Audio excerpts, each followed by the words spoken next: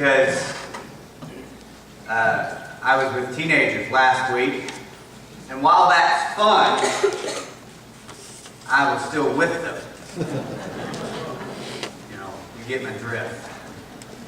We had a good time, and I'm really glad to be back. You know, what's funny is I talk about going on those trips with those kids, and I do have a sense of dread. Just because I'm not as young as I used to be, and actually none of you are. It's just how time works. And I get tired, and they're up at midnight 30, which I forgot was a time.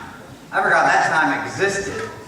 But 12:30, they're up, and they're still crazy, and I want to go to sleep, and I do dread those times. And there's a part of me whenever they contacted me and said, "Hey, we want you to come up here and form. You can bring a group." There was part of me that said, "Oh, I'll come perform, and then I'm going home." But then I had this thing. All right, well, you should say yes. That's what I did. I said, you should say yes. Because I've been wanting to say yes more and no more. If you get my drift. I've been wanting to say no to things that I typically say yes to. And I have the power. I can say no to that. I should say no. But then there's times like recently, my brother-in-law asked me to go to his jiu-jitsu practice with him. Like, just to watch? No, like, get in there and do it. No. Like, my instinct was no, and then I got to thinking, when are you ever going to get to do this ever again? Ever. So I went, and he had a gi for me, which is like this bathrobe that's super uncomfortable, that you wrestle other men with. It's just what happened. And he said, you should get out there. He's a brown belt. Mine was just clear. And so we got out there, and he said, just roll with guys. That's what you call it in jiu-jitsu. You roll. You get on the ground. Jiu-jitsu is basically for people who can't stand up and fight. It's rolling on the ground. And so I was rolling around on the ground, and the guy, this guy who's 80 pounds heavier than me was on me, and I was just laying there, and I didn't know what to do. And so I said out loud, what do I do now? And he said, well, just try not to die. That's not helping. And so I finally got a guy that was actually showing me, he said, actually, in this situation, put your hands on my hips. No. Not doing that. I said, no, really try it. He said, okay. You make this move and show. But now I have that experience. What would I have done otherwise? Nothing. I would have just stayed at home, done nothing. And now I have an experience. I did something. Like, what was ruling me was my fear of, well, I don't know, I'm probably not going to fit in. And I didn't. Actually, those guys are really good guys. And that was the sport they loved. My second fear was, I'm not going to be good at it, and I wasn't. My third fear is that I'm going to be sore tomorrow, and I was. Every single fear I had came true, but in the end, they didn't ruin it. See, a lot of times we make decisions based on our fears. And if you just walk through them, you'd be fine. It would be okay. A lot of people are afraid to speak in public. What's the worst that could happen? You mess up? What happens if you mess up? Do people kill you? No, you just messed up. No big deal. I'm going to mess up in a few minutes, I promise. So what you're hoping for is to make decisions that aren't based on your fears. And yeah, we're afraid of stuff. Stuff happens, and we're going to be nervous about entering into those situations because those situations contain things that I'm not comfortable with. It's going to be hard to meet new people. I would argue that if there's some sort of sense of fear of the uncomfortable that's keeping you from joining a life group, that's keeping you from having close connection with people around you, that fear is hurting you. And listen, new relationships are uncomfortable. That's why they've developed that stigma. But they're worth the uncomfortable side of it so that you can enjoy the benefits. We're getting our counselor back, which I'm just so excited about. Going to a counselor may be super scary to you. I don't want to share my feelings. You know what that means? It typically means that you don't want to look at your feelings. You don't want to face them. Facing them is going to be scary. It's going to be uncomfortable. Maybe you're afraid of that, but it's worth it. Listen, our fears, especially as Christians, our fears should not inform our decisions. Our fears should not be the thing that makes us move one way or the other. Our fears should not dictate our life. Here's what David says about his God. Is this on? Now it is. The Lord is my shepherd, I shall not want. He makes me lie down in green pastures. He leads me beside still water. He restores my soul for His name's sake. Even though I walk through the valley of the shadow of death. Even though, listen, if you are David, a valley is the worst thing you can do. If you're a shepherd, if you're a sheep, a valley is the worst thing that can happen. Because if you're a king and you're fighting an army, or if you're a sheep and you're trying to stay away from predators, and you're at the bottom of 2 hills, you're in a prime spot to get picked off. Anytime someone can just drop a rock and kill you, it's not a benefit to you, especially when people are trying to kill you. Now listen, I don't know what your situation is, what your valley is, what the thing you are wrestling with is, those dark moments that keep you from living fully and living and trusting God, those dark moments that terrify you. I don't know what those moments are for you, but I know we've all had similar moments. And I don't want to downplay your valleys just because other people's valleys are worse than yours. In the U.S., our valleys aren't that deep. But we still deal with debt. We still deal with poverty at times. And if you're struggling to get by week to week in your finances, it doesn't help for some preacher to stand up here and say, well, you know, the people in Africa are much poorer than you. You should feel blessed. Well, I don't have any money. I'm sorry. We shouldn't compare ourselves and say, well, just because those people have it worse doesn't mean that my valleys aren't hurting. Your valleys hurt you because you're the one in them. You're the one suffering. You're the one hurting. And if you're hurting, acknowledge it. Be aware of it. You're in your valley. And that's got to be hard. I remember after I had gone to a new church because the other church had told me to go to a new church. That's a first. Someone told him it was potluck. Getting in line. Oh, man. Yes. That's the best thing that's going to happen today.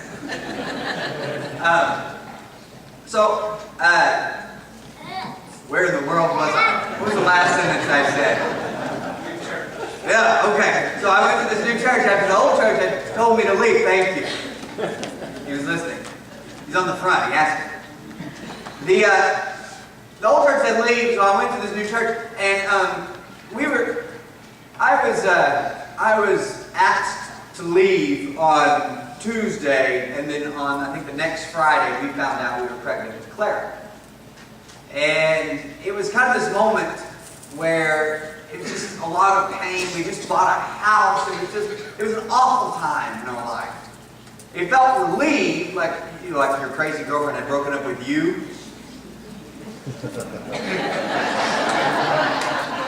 It was a sense of relief, but we still had to sell our house. We had to move. We had to worry about insurance, and it was a mess. I went to a conference with someone I respect quite a deal had put on this conference for preachers, and I met this writer that I loved, and he just said, "Well, how's things going with you?" And I told him, I said, listen, there was this, and I lost my job, and I had to move, and all of that, and I'm glad to be here, and what your words really meant something to me. And he said, "You've been on a rough ride, haven't you?" Now, I'm not one to cry, but in front of this guy, just started, someone acknowledged my pain, someone acknowledged my valley, and sometimes that's just what we need, is we need someone to say, "Your valley's hard." And of course it may not be the hardest valley to be in, and you understand that, but you're still in it. You're still fighting it, and it's scary. Here, the psalmist says, "Even though I walk through the valley of the shadow of death." This isn't just of when we die, although this verse is used in funerals, and that's a great place for it. But the valley is not the valley of death. It's the valley of the shadow of death. It's when we are walking and we realize death is upon us. And even some things, as you have lived and learned, some things are even worse than death. Some things are harder to deal with than death. So those valleys, the valleys you are in, the valleys that you walk through, that you suffer through, I'm sure they're not the worst, but they're yours. Don't downplay them, because you're going to need something to get through them. Look what he says. "Even though I walk through the valley of the shadow of death, I will fear no evil. For you are with me, your rod and your staff, the things you bring to protect me, God, your presence comforts me." Even though I am walking through the worst moments, through the hardest times, through the most difficult paths, God, your presence is with me. There are preachers that are much more famous and have more books written than I do. I don't know if you're counting mine. 0. I've tried to write a couple, and I'm just bad at it. So there's preachers that will tell you that. I remember the Sandy Hooks shooting. You remember that with these elementary kids? It was just a catastrophe. An awful thing. And a preacher came out and said, "Well, we don't know why God wills what He wills, but He wills it. We don't always understand God's will, but this is His will." That is nonsense. Because the valley of the shadow of death is not God's valley. The valley of the shadow of death that threatens our lives is not what God wants for us. What God's will was a garden and man and a tree of life. That's God's will. Chaos and cancer and death and disease have nothing of God's will on them. When I get cancer, when I get diagnosed with diabetes, when my parents pass away, when my children pass away, God is not standing over us saying, well, this is something that you should learn to deal with because this is part of my plan. God weeps too. God's heart is with us, not against us. Even though we walk through those valleys, it's not that God designed the plan and He drew out the map and we're making the right turns, and therefore if we just stay aligned to God's will. You know what God's will is? That Jesus died on a cross so that we won't be afraid. So that death can lose its power. So that when I get cancer, or when I get diagnosed with diabetes, or I get a heart defect, or whatever I go through, if I die, I won't stay dead. I'm death-proof. Amen. I cannot be brought down in the valley of the shadow of death, because all it has to offer has been conquered. And the one who conquered it is present with me. It is God's presence in my life that lets me have no fear. It's not because I'm good or because I'm not afraid of things. I am afraid, but just keep walking. You may get to the entrance of the valley of the shadow of death and say, I can't do this. But if God's with me, I will. Because faith is not believing that God can part the waters. Faith is walking through them once He does. Faith is not believing that God can do fantastic things. It's that whenever He's with me, I can overcome anything. Yes, even death. Number one command in the Bible. Number one command in the Bible. Do not be afraid. Joshua. Moses had led everybody through the wilderness and died right before they went into the promised land. God took him up on the mountain, showed him the promised land, and died there. Now Joshua's turn is to go in and fight these battles. God comes to Joshua chapter 1, and says, no one will be able to stand against you all the days of your life. Not because you're strong, not because you trained hard, not because you're the best swordsman. As I was with Moses, so I will be with you. I will never leave you, nor forsake you. Be strong and courageous, because you will lead these people to inherit the land I swore to their ancestors to give. Be strong and very courageous. Be careful to obey all the law my servant Moses gave you. Do not turn from it to the right or to the left, that you may be successful wherever you go. Keep this book of the law always on your lips. Meditate on it day and night, so that you may be careful to do everything written in it. Then you will be prosperous and successful. Have I not commanded you? Be strong and courageous. Do not be afraid. Do not be discouraged, for the Lord your God will be with you wherever you go. Not because, you got it all right, you got it all together. But because God is present, we are powerful. Because Jesus is alive, we can fly. We've been called to soar on wings of eagles, but we walk around like a bunch of chickens because we're afraid. We're scared to do the things that God has called us to do, but if He calls you to do something, He's going to be with you the whole time. You do not have to be afraid.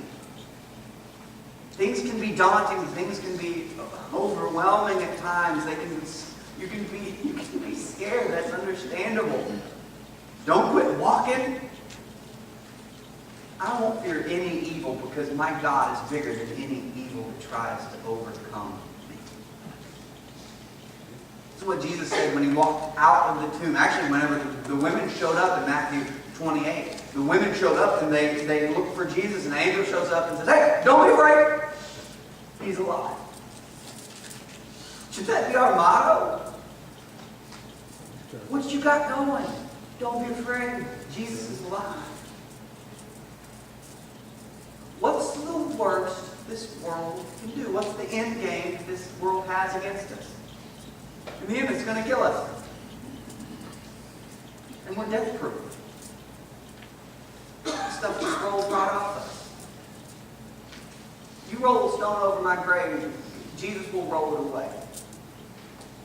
Bury me 6 feet deep and I'll come right back up. Resurrection is my victory. It's the victory Jesus fought for me. And when Jesus showed up, finally showed up, his final command to them was, don't be afraid. Because if you want to be successful, church, if you want to be a successful church, you can't be a church that's afraid to make mistakes. It's afraid to have a ministry go wrong, or, well, turns out I was wrong about this scripture. Yeah, well, you learned. Good job. Can't be afraid to be wrong. Can't be afraid to get it wrong.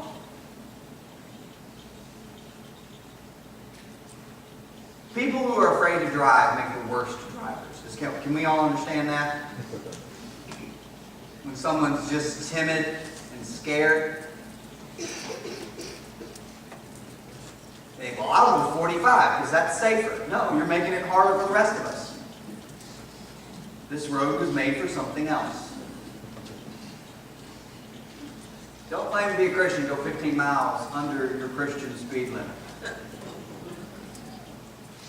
Don't be scared. Because if what we believe, if what we profess is actually true, we've got nothing to be afraid of. They might think ill of me. Jesus thought enough of me to die on the cross. Who cares what they think? Now, I'm not going that route. Well, I don't care what anybody thinks. You should care what other people have to think. But you also shouldn't let what other people think about you determine your value and your worth. You are valuable because God says you're valuable. You are powerful because God says you are powerful. You are victorious because God fought the battle for you. So we don't have to be afraid. We don't have to be scared. We've got something going for us that we couldn't do on our own. So this week, you may want to live a Christian life. That means you're going to have to take some steps that are uncomfortable for you. Whether those steps are steps down here, or they're steps that happen out in the world. And I would argue that the best steps Christian takes are not in church buildings. If you want to get that life started here, then we're all more than willing to talk with you, to pray for you, to baptize you if that's what you need. For the life of a Christian, whether it's at work or at home or with your kids or with your parents, the life of a Christian starts with us not being afraid. Starts with us not fearing any situation. You will make it through. You will be okay. You may die, but you'll be okay. You're not afraid. Because what God brought to protect us and comfort us, what God brought to keep us safe, keeps us safe. And when God rolls away a tomb, it stays rolled, or stone, it stays rolled away.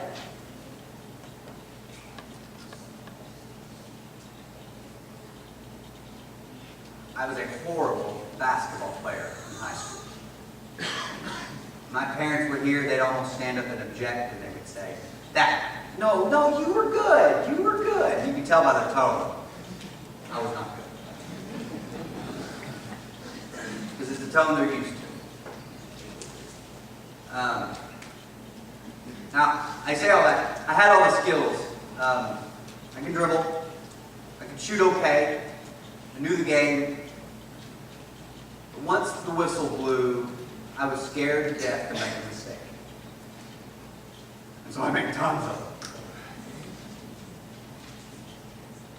I once, this is in practice, I once caught the ball at the top of the key and went up to shoot it and saw a guy cutting. And I thought, oh, I should pass it. No, don't pass it, you're going to shoot it. No, don't shoot it, you'll miss it. Pass it to him. No, you won't make the pass. Guess what I did? No. Close to it. Right before I hit the ground, I thought, just get it out. That wasn't good either. It hit the bottom corner of the backboard. The big backboard. So I simultaneously made a horrible shot and a horrible pass. I literally killed two birds with one stone.